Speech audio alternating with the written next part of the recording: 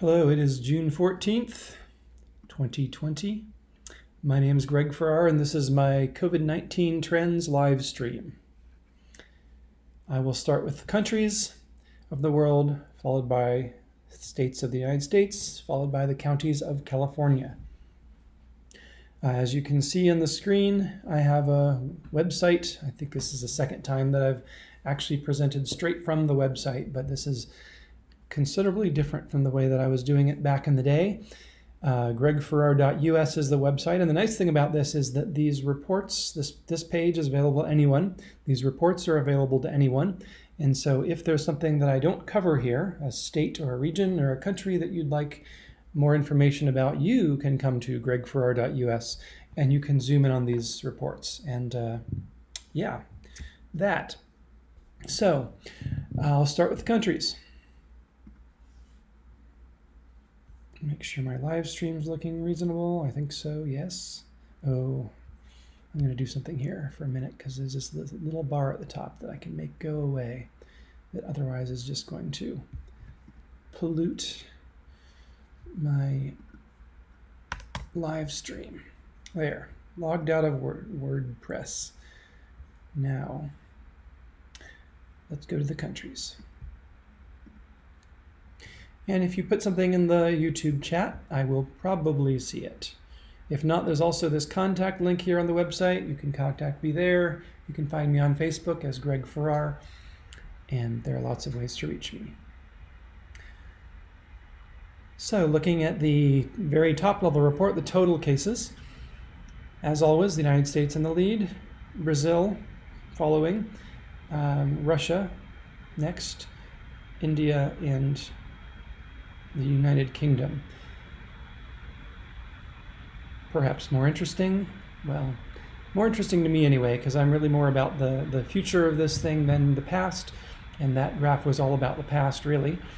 The more current numbers, the total numbers daily, Brazil now in the lead with the United States following, then India, and then Russia. And Chile, I guess, is fifth place. But really, this is the graph that the first graph that I take seriously, because this is the one that's adjusted by population. It's all very interesting that the United States has way more cases than anyone, but there's a question that I like to ask, which is how is it relative to other countries? Not in total cases, but in cases per million. And this graph is always quite different from the total graph. Here we see Qatar. Qatar has been for some time now our leading country, small country, but it has an extremely high number of daily cases per million, and it continues to. 600 plus daily cases per million. Now, the trend line was at 700 not too long ago, 750 I think. So this is getting better. You can see very clearly from the trend line, it is leveling out. Qatar is peaking and is likely to decline from here. Its neighbor Bahrain also very, very high in number of cases adjusted by population, but that one's still rising. You look at the Bahrain graph. Well, actually, no, that's not what I thought I was going to see here. The Bahrain graph did have a really sharp rise a couple days ago. I think the last time I did the live stream, it was looking really terrible, the way it was shooting upwards.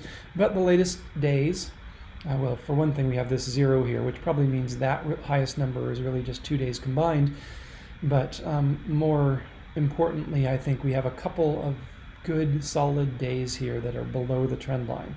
So too early to say that Bahrain is peaking, but it's certainly looking better.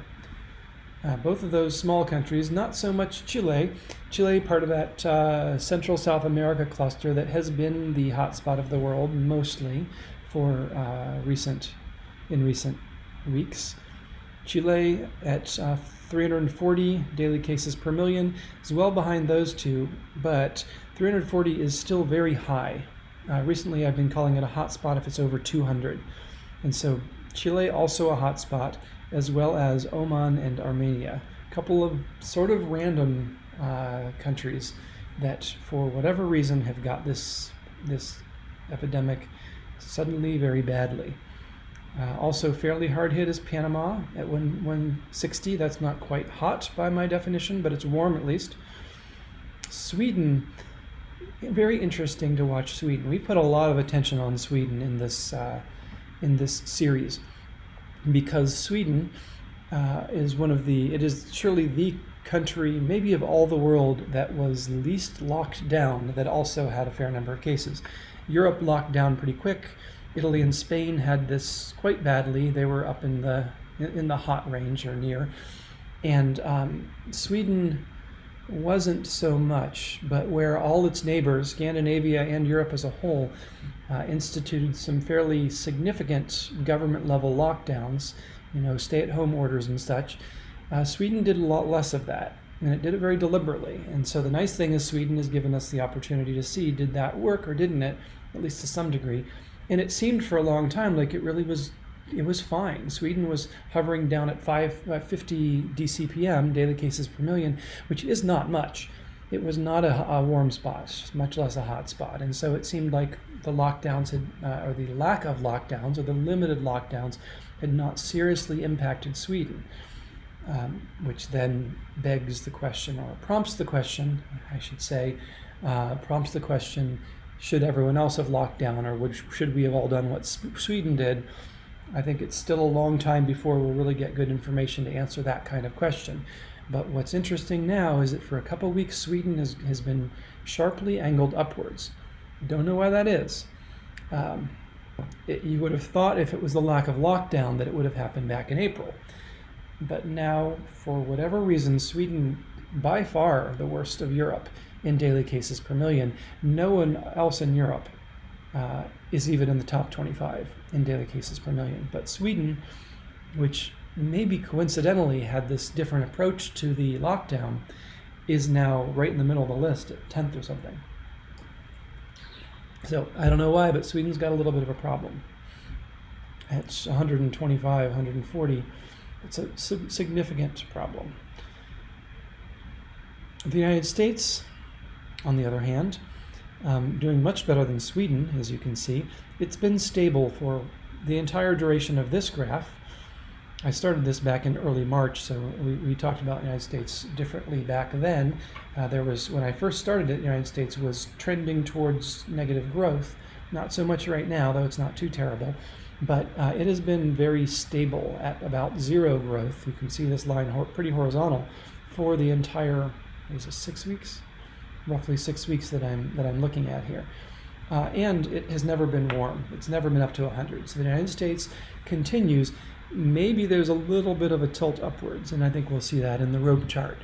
The United States shows just a touch of an upward trajectory right now, but it's not a major player. It is in total cases. It is the major player, but it is not a major player when it comes to daily cases per million. Compared to its population, the United States continues to do well, but it's not recovering either. It's not dropping. This line isn't heading downward. If we look through some of these other ones, like even Qatar, the worst in the world, is showing the beginnings of a downward drop, I think. Certainly we see a downward drop in Kuwait. Kuwait shows a fairly, it's actually sixth in the world in its recent DCPM. It shows a kind of a classic curve here. And one of these days, I'll get into that later maybe. But the classic curve is just like this. It goes up, it peaks quickly, and then it drops at about the same rate as it went up, but tends to be a little slower. Now, the United States curve, by the way, went up, peaked, and has been very slowly dropping, and in fact now has stopped dropping. But the typical curves, the one we saw in Italy, in Spain, some of the hottest spots of Europe, the curve we saw in New York and New Jersey, the curve we saw in Rhode Island, there are just a lot of this up peaks and straight back down again at almost the same speed, where they end up looking like hills. Kuwait is doing that classic curve. When you see something like, then I can do Bahrain, let's look at like Chile.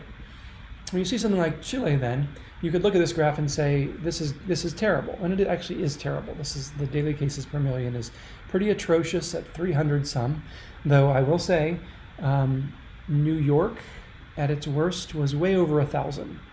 So Chile, it's bad for sure, but it's not as bad as we've seen. And as some of my earlier live streams have indicated COVID-19 as a whole is not as bad as we've seen. We've seen much worse in the Spanish flu.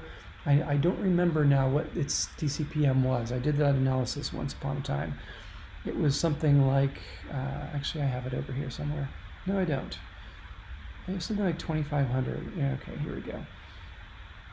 Rough DCPM. No. I thought it was a very high number, but the Spanish flu was actually, well, that's right. On average, over the entire duration, it was 700. The 1918 flu, very, very bad epidemic, killed maybe 50 million people, much worse in deaths than COVID-19, mostly due to just a lack of adequate health care. The health care has gotten so much better in the past 100 years. For instance, antibiotics to handle the secondary infections, that we aren't seeing many people die from COVID compared to something like the Spanish flu, and we actually have no way of knowing whether it was really a much more dangerous bug back then, or whether it was just the difference in the healthcare technology.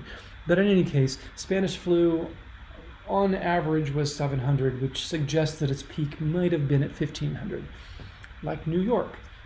So, and that was the peak of the whole world, so individual peaks were much higher. So COVID as a whole, not as bad as Spanish flu, but even COVID, I think New York may actually be about as bad as we've seen as a peak at 1,400. It's rare to see numbers this high in the 300, 400 range. That's rare. That is a pretty hot spot. But of course, we do have it in Qatar and Bahrain. But those are very, very unusual circumstances. So anyway, I was starting to say, when you see something like this, like Chile, you see it heading upwards, I predict that this will follow a similar path. It's going to go up, it's going to briefly flatten, and then it's going to head down linearly. That is not always the case. We have some where they go up, and then they head down, and then they come right back up again. But I tend to see this. I've looked at a lot of these graphs now, and I tend to see the hill shape. So with Chile, what we don't know is where its peak's going to be. And I'm going to pop down to the rope chart for just a minute so we can make sort of a guess. Oh, hey, I didn't know it was going to be so friendly to me to give me almost exactly all I could have ever dreamed of. This chart here, this rope chart, tells us roughly, if trends continue, where Chile's peak is going to be.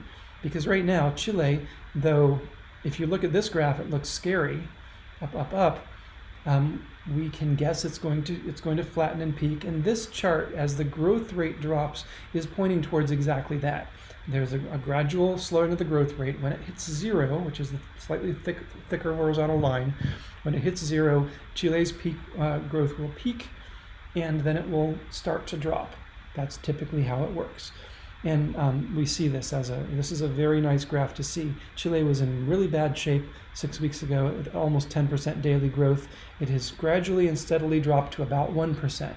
Now, when's it going to hit zero? I don't know, just sort of eyeballing it. Week and a half, maybe. These horizontal lines are weeks. 2 weeks, week and a half to 2 weeks. If this continues, and you really can't, at least I don't easily look at this graph and see that it is peaking, it is heading towards peaking somewhere, just a couple horizontal lines away. But this chart says so, and it tends to be pretty accurate. It tends to be fairly predictive. And so in a week or two, Chile will peak, probably briefly, and will probably quickly decline from there. And that's good, because the Central South America cluster is pretty problematic. It is the worst right now in the world, I would say, the worst cluster we've got. If we do look at Central South America, hopefully I've got all of them and didn't get confused about something being in Central South America that really isn't. I'm going to leave out Puerto Rico because we'll get that. It's not, I don't know whether it counts as Central South America. Probably more counts as the United States. And also it has quite a different graph. Well, not really, actually. It kind of matches Ecuador. Anyway, when we look at the Central South America cluster, we can see that they all seem to be more or less rising. It's not really obvious that any of them peaked, though Peru seems to be doing pretty well. So this graph shows the uphill part. But this one then shows us more about where these are really headed.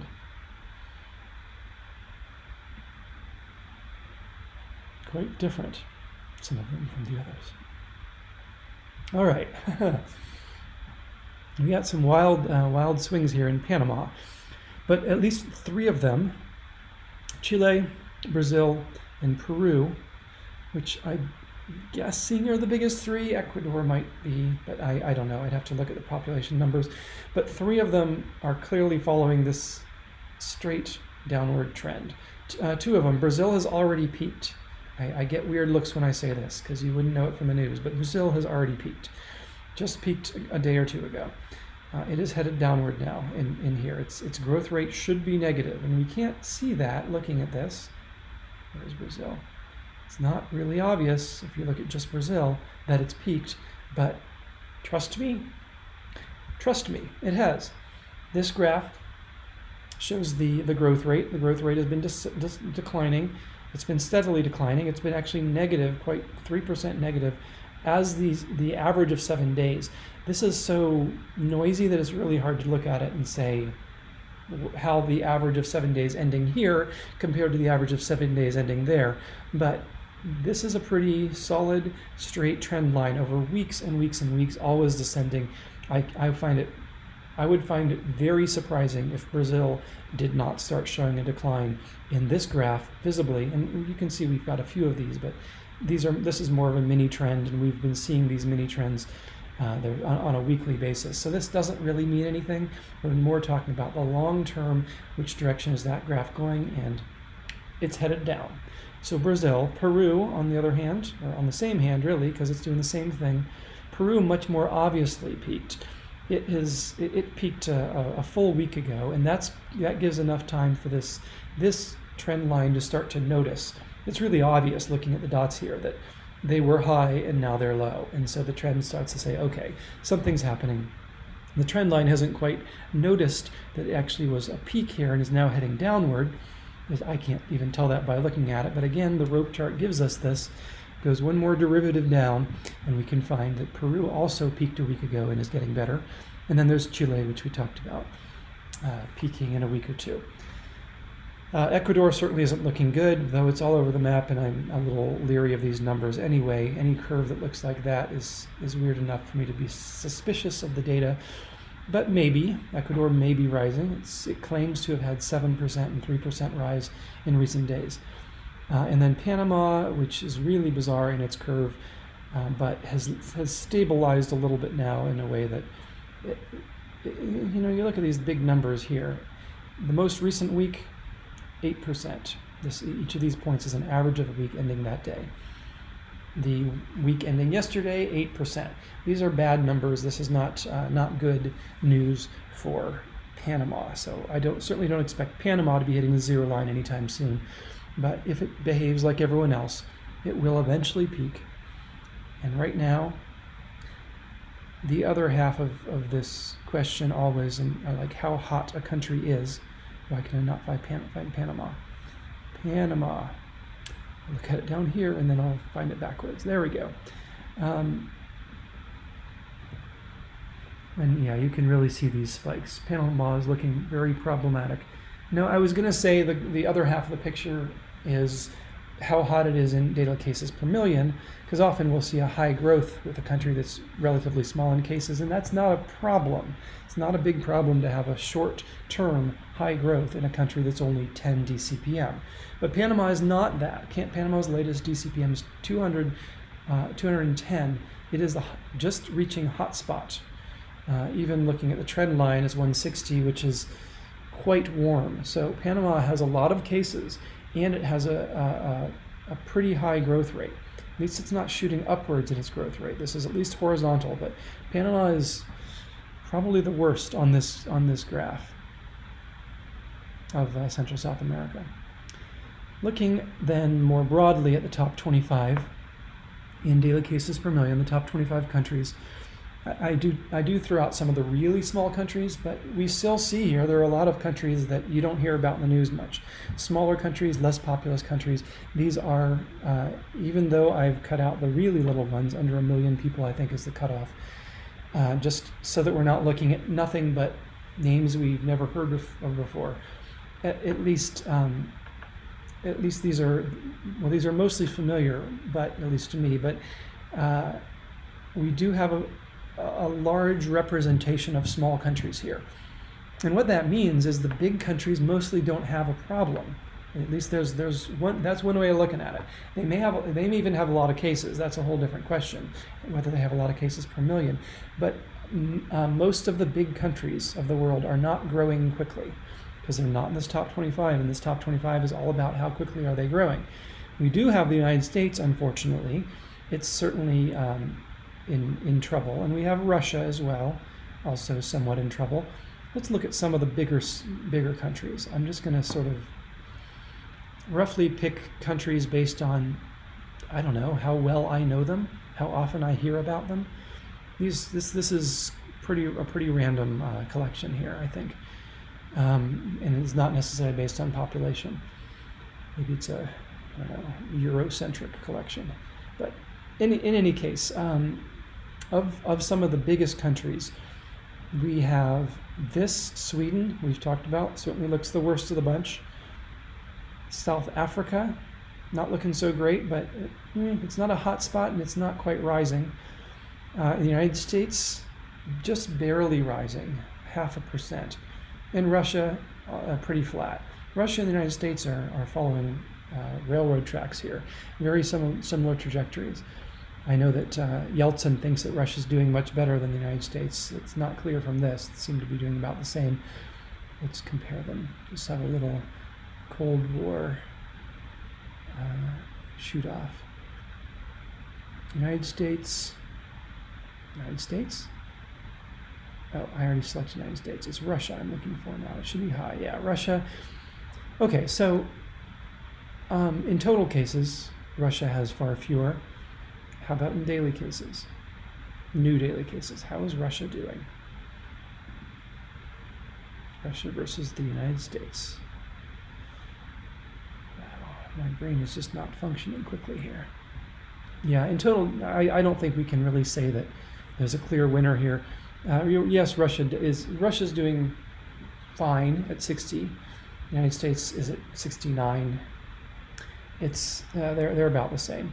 So both of those countries seem to have put a lid on the thing, on the epidemic, but neither of them are out of the woods.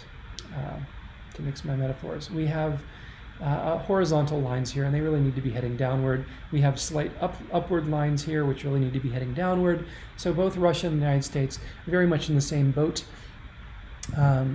Both of them are not in epidemic mode, but not recovering either.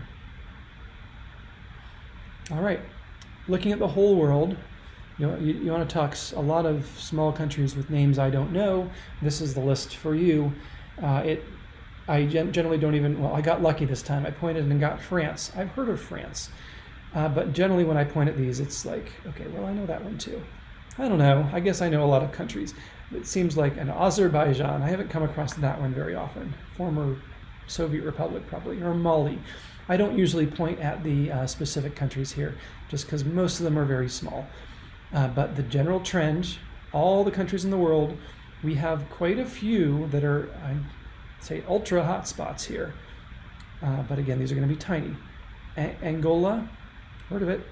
I think Liberia, not Libya. Zambia, those ones have got some serious, I'm going to look this up for a minute. I don't quite know. Now I'm getting a spinning cursor. The spinning beach ball of death here on my Mac. I was trying to use a different tab, which means I won't even be able to scroll. Well, I'll just talk then. So you can see the horizontal line, the thicker horizontal line, the zero line, and you say how many countries are above that and how many are below. Very quick snapshot of the world. Looks to me like more countries are above right now than below.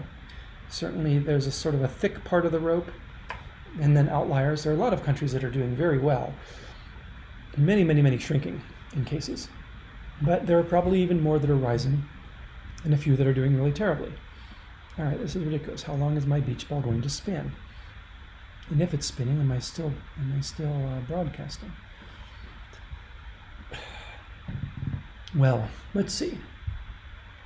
What can I improv here while I don't have my graphs? I'll tell you the thing I was about to talk about. Then I said I'd talk about it later. So there's a graph I want to make. Okay, my beach ball's done. Never mind. You'll have to wait till another time to hear it about the graph I want to make. Maybe I'll just surprise you all with it on next time around. Anyway, the world not looking so great. The rope is roughly horizontal. At least the world as a whole isn't rising much, but it's a little above zero, I think. We can get a better sense of that in this graph, which says that indeed it is a little above zero. The nice thing, the good characteristic of this graph is we're beginning to see, I think, a slight downward trend, where it was at 1.4% growth. Now it's at 1.0% growth, just a couple weeks later. And we see quite a few dots below this line. So the trend line maybe hasn't even quite captured the real trend here, which appears to be downward. So the angle of this line is the third derivative. That's kind of 3 levels down.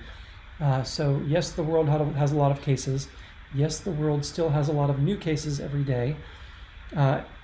And the position of this says the number of new cases is rising every day by 1%. But the growth rate of new cases, that 1%, is itself dropping gradually. And so at this rate, it's going to be months, a couple months probably before the world would hit zero. But we'll see. We often see that when something starts to turn south, it kind of accelerates downward. But right now, the world's doing okay at 1% growth, but it has to get below zero before we can say we're getting over this. I'm as usual behind time. I'm just going to move on to the States. I did show the United States. I always forget to show the United States, and then when I come to the United States, I want to talk about it broadly. But what we saw of the United States was, I don't remember. I showed it, but I don't remember. I always end up flipping back. Let's just look at the United States again broadly before we go into the details of the individual states. The United States in DCPM, daily cases per million, is at about 70 and sort of stable, but maybe rising just a tiny bit. So it's not even warm compared to other places. The United States is not a warm spot. It is relatively cool in cases, which you might be surprised to hear if you haven't been listening to this live stream for weeks. The United States might seem to have it bad, but really it doesn't, not compared to other countries that have had it worse, or even other regions in the United States, like New York, that had it a lot worse than the United States as a whole. Okay, so the United States in growth is not looking very good. It's only got a 0.7%, less than 1% growth, but that growth is trending upwards, which is not what we want to see. So that's the overall.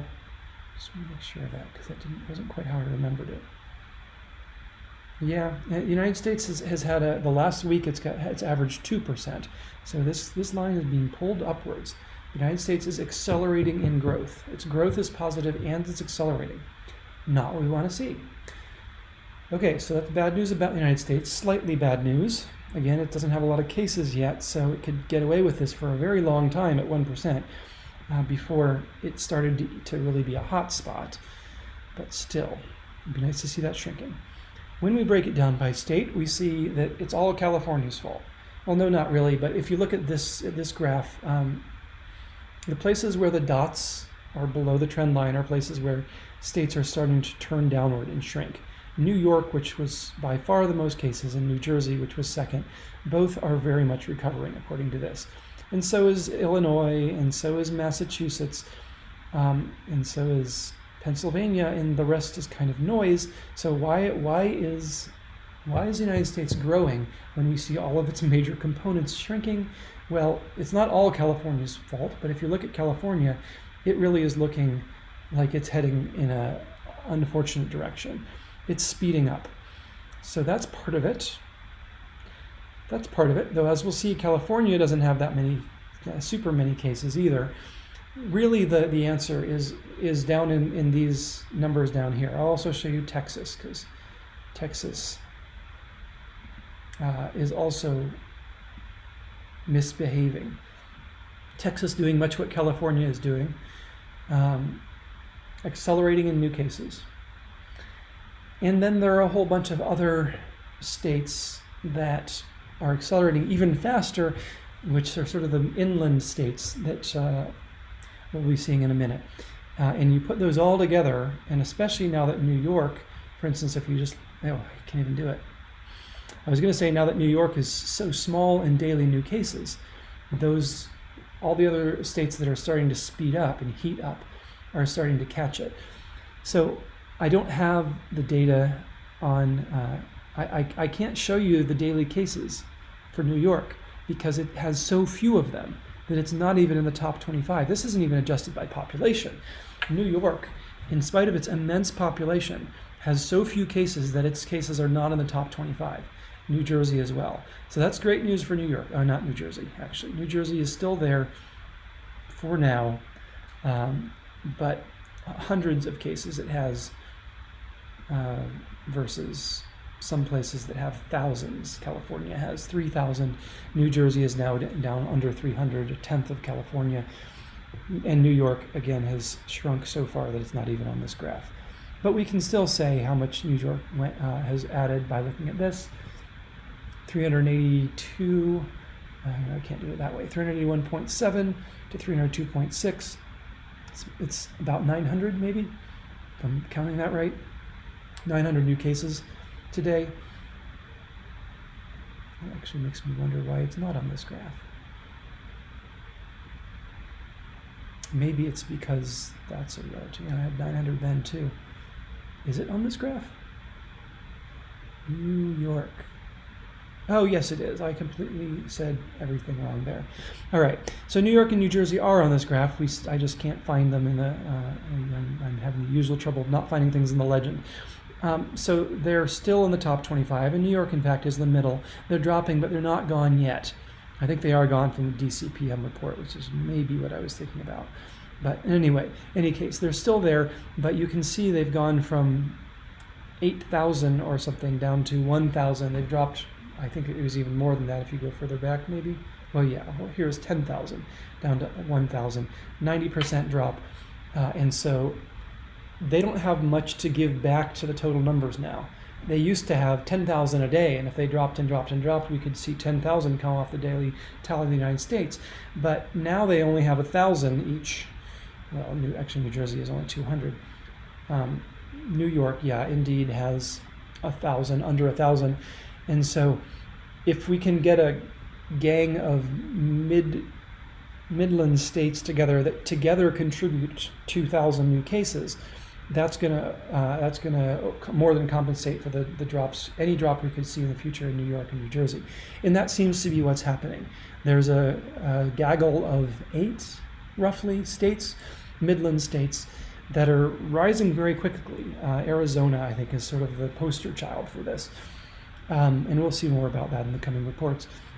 But those are rising so quickly that even though they're small, they are now pushing the total United States numbers up.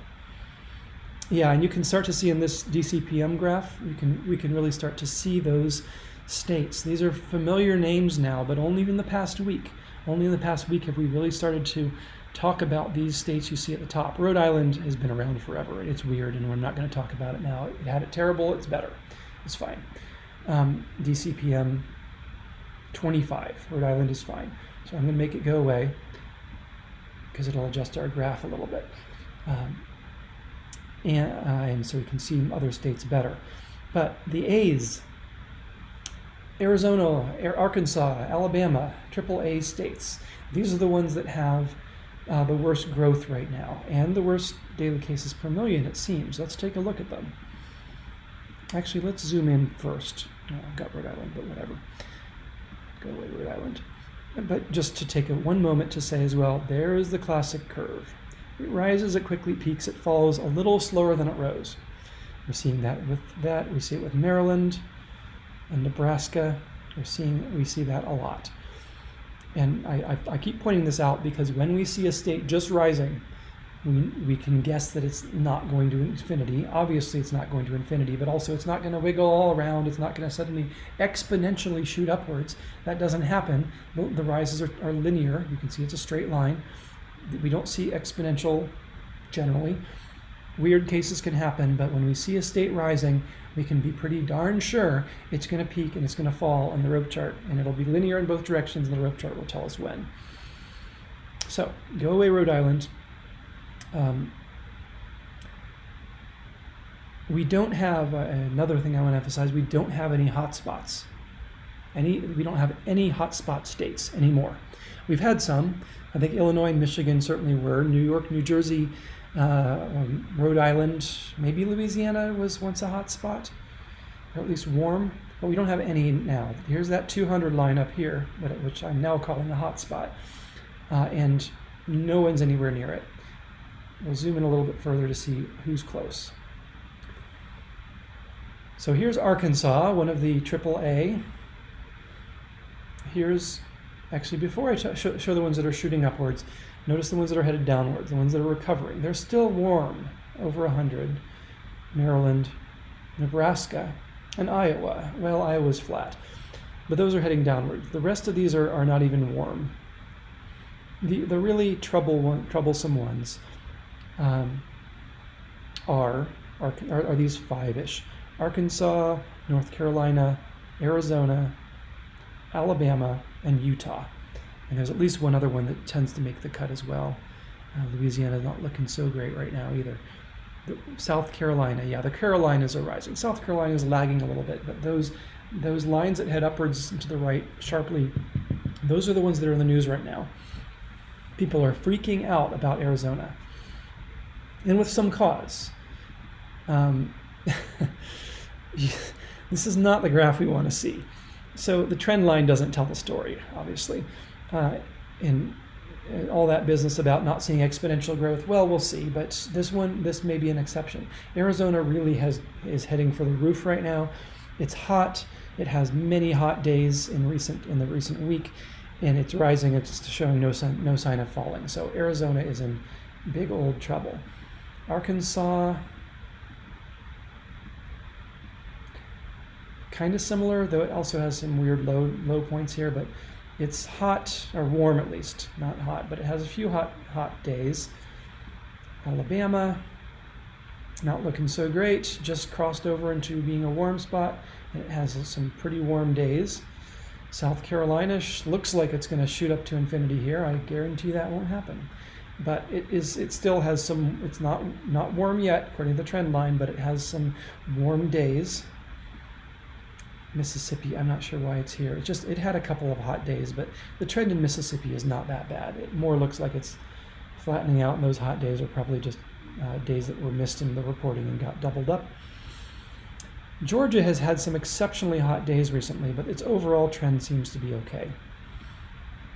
And Louisiana is looking all right. It's fairly flat. And North Carolina, one of that crowd of really troubled states right now. It's warm. Seems to be warming up. So there are a lot of these states that are seeing what looks like acceleration on this graph. And Utah, another. I think Iowa might be kind of doing better. Yeah, Iowa had a very similar trend a month ago, where suddenly it was a lot like those five are now. Iowa was suddenly terrible. It's flattened out. Now notice this isn't quite following that hill I've promised you. The trend line isn't, at least, but it did rise linearly, and then it hit a peak, and I actually think it's falling, even though it doesn't say so yet. Let's look at the rope chart to find out. Yeah, rope chart says Iowa peaked 2 weeks ago. It's slowly falling though, but it's falling at a fairly linear rate. Okay, so those are our trouble spots. Now this graph tells us a little bit more about all those trouble spots. This is only the top 25 in daily cases per million. So this is a graph of the hottest 25 states. Arizona, Arkansas. Actually, I'm going to go through them one at a time because it's really easier to see. And I'm going to zoom in because this is a very, very distant zoom. So 10% is a kind of ridiculous growth rate. We don't usually see it. 20% is absurd. We don't see 20 here, but there are a lot of 10s recently for Arizona. So when you have an 11% growth rate day after day, 15% growth rate, you end up with a lot of cases. even if you started small. And this is how Arizona's gotten to where it is. It's had a few days that aren't so terrible, but mostly it's quite terrible. Arizona's terrible. Its average growth rate here is 7%, and it's accelerating. So that is why the United States is going up, is because we have about 8 Arizonas. It's not actually because of California or Texas, and it's certainly not because of the first wave states. It's mostly because of these ones, I believe. Maybe California and Texas as well, because I think those are rising. We'll try to look at those as well shortly. Though I only have 10 minutes left on my usual schedule. Anyway, here's Arkansas doing the same thing. A lot of really high days and growing and accelerating. And there's Alabama, 5%, is a little lower than the others, but still growing and accelerating. South Carolina, growing and accelerating. And this time it's almost 10%, a really, really high growth rate. In some 20% in a day, 20% growth in a day. South Carolina, wow. Mississippi, not so bad. And yeah, North Carolina, maybe. No, it's not so bad either. It really is just those 5, I think. So that's part of why the United States is looking bad, is those hot spots. They're hot in growth, they're warm in cases, or almost warm, and they're just not getting better. Ignoring those 5, let's take a look at California and Texas.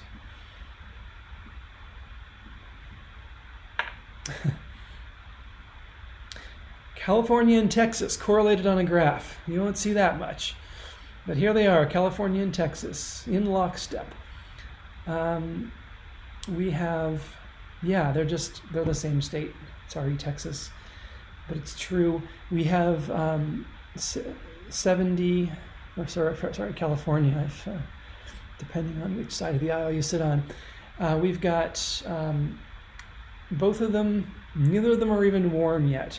But we see a real trend towards getting warm. The 100 line is where I'd say they're getting warm. That's a week and a half away.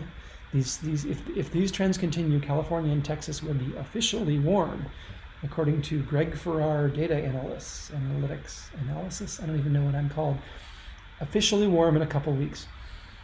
That could, I hope, it just flattens and drops. But if this continues, and you can see it has been going this way for a good long while, they will be officially warm in a couple weeks.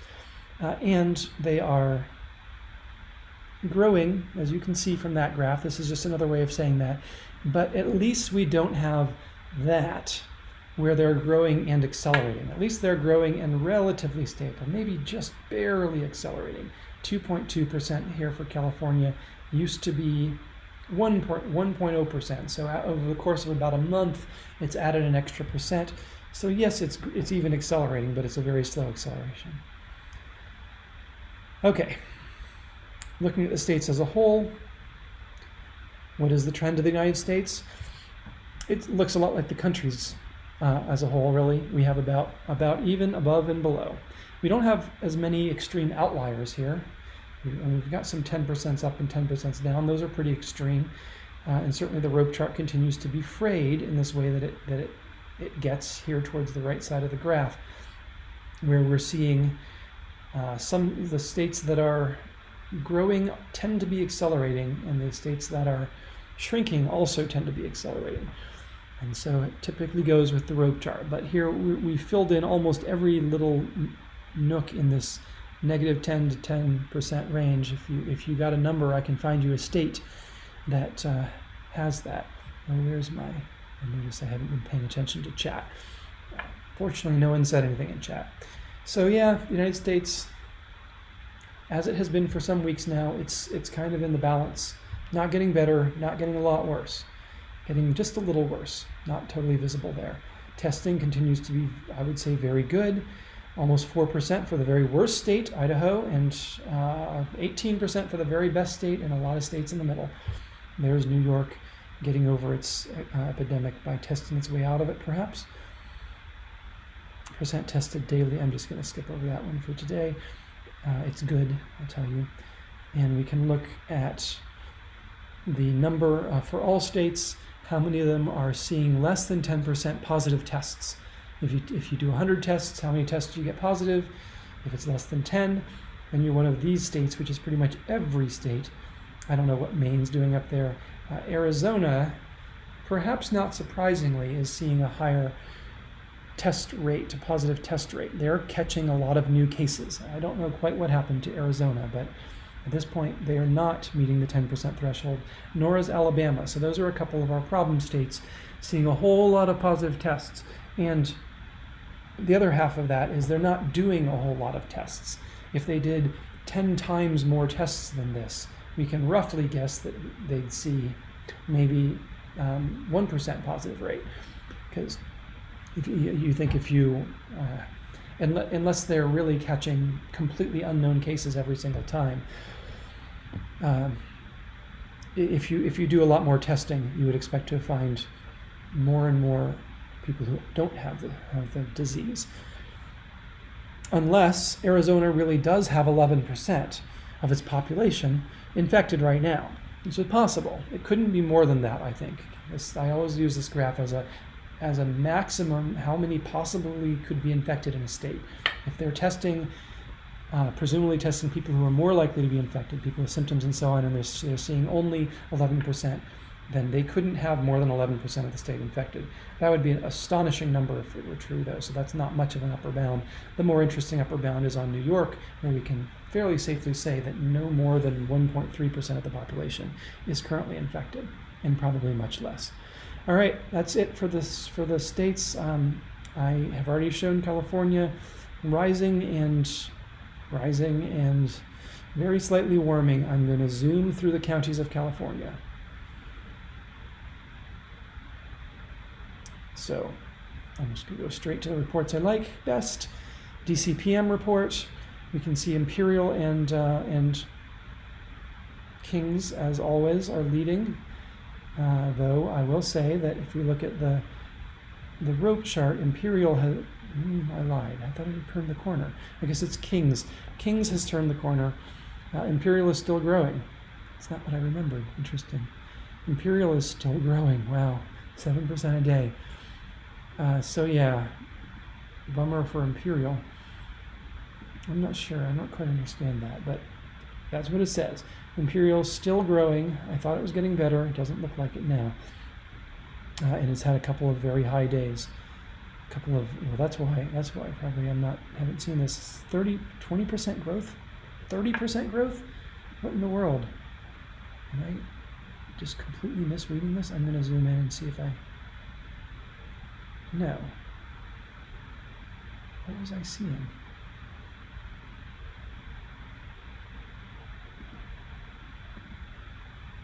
Well, maybe I really was seeing that. The most recent 2 days in Imperial, each of them an average of the previous week, is 27% growth, averaged over the week, and then 37% growth. My jaw just hit the floor. So Imperial's always been terrible, but that's astounding. We'll keep watching. 2 data points do not a trend make, but okay. And then there's Kings, which actually is recovering a little bit. Kings is negative a couple percent. So that's news. I keep thinking I'll have a graph of the day. And that would be the graph of the day, but it's too soon. I don't know. We'll see. Maybe they'll even correct those numbers. Those numbers are literally unbelievable and may in fact be false. From Kings, I'll believe almost anything given what we've seen there. But Los Angeles, anyway, the big county, contributes almost all of the state's cases. These are alarming, but they're small in population. Los Angeles is alarming and not small. Here it is, warm. It's the only other warm spot. It's warm at 144 DCPM. That's a pretty high number. Los Angeles has a lot of cases per million, and it has a lot of million, and so you put it together, it's just got a ton of cases. Though, just for a little bit of context, it still has only had 70,000, and it's only having 1,500 a day. So compare that at least to the world. Los Angeles still is not blowing the doors off anything, but it's by population, which I think is in some sense the most important metric. Los Angeles has got it pretty bad. And if we look at the rope chart for Los Angeles, because of these extremely large numbers we're seeing. The whole rope chart scale is weird. Los Angeles growing at 1 or 2% a day, not too bad, and stable there. So it's just steadily heading up there. It's not running away exponentially, but Los Angeles has a lot of cases and is gradually adding more. But because it's gradual, at least it's not seeing. Imagine if Los Angeles were seeing 26% daily growth rate, like Imperial. That would be utterly calamitous. The other big counties, Kern, San Bernardino, in terms of daily cases, Vermilion, Marin, Fresno, San Joaquin, San Diego. None of these have very many cases, but 80 is it's worrisome. And I really am out of time, so I'm probably just not going to do most of what I do here. Let's just take a quick look at this rope chart, the top 25, and see who is growing worst. Sutter, don't even know that county. San Joaquin, Imperial, Monterey, there's Monterey again, and Stanislaus, Contra Costa, Madera, maybe Ventura and Napa. All of those are hot spots. All of those are over 5%, at least rounding, over 5% or near 5% growth. Here's the zero line. Most counties are growing. Some of them are growing very quickly. There are a few winners here. San Diego, actually a few more than yesterday, so that's a little bit of a good sign. San Diego, Orange County, San Mateo, and Kings, as we saw, are actually seeing shrinking. They're seeing a shrinkage of new cases. But still, the news for California is not great. It's most counties are growing. Many of them are growing very quickly, 5% or more. Many of those are accelerating, so California continues to spin out of control. The only good thing about it is it doesn't have that many cases total yet. So we can only hope that we're going to see that top soon before the cases get really extreme and overwhelm the health system. So I'm afraid the news remains bad for California. We'll keep watching it. Tune into gregfarrar.us if you want to take a look more closely at some of these things that I didn't get to. I've got testing reports as well. I haven't been pointing to testing much lately because it just seems to me like the testing is going very well, at least in the United States, and there's just not much to say. Everyone's testing fine. But in spite of that, we're seeing graphs like this, very troubling graphs for the state of California and quite a lot of other states. If we were to look at Arizona right now, it would be, I think, much worse than this, the counties graph of Arizona, because Arizona itself is way high in its daily growth, and so some of the counties must be doing 20-30% to have the state average to that. So, world as a whole, it's doing okay, holding steady, not too bad. Country as a whole, doing okay, sort of holding steady, rising a little bit, not too bad. World rising a little bit. California, though, as a whole, California is not rising that much, but it is rising, and certainly the trends we're seeing are not the ones that we want to be seeing. So I'm going to keep hoping, day over day, live stream over live stream, that we end up seeing this rope chart turn below zero for at least most of the counties and eventually all of them, but that has not happened yet. That's the news. I'm Greg Farrar.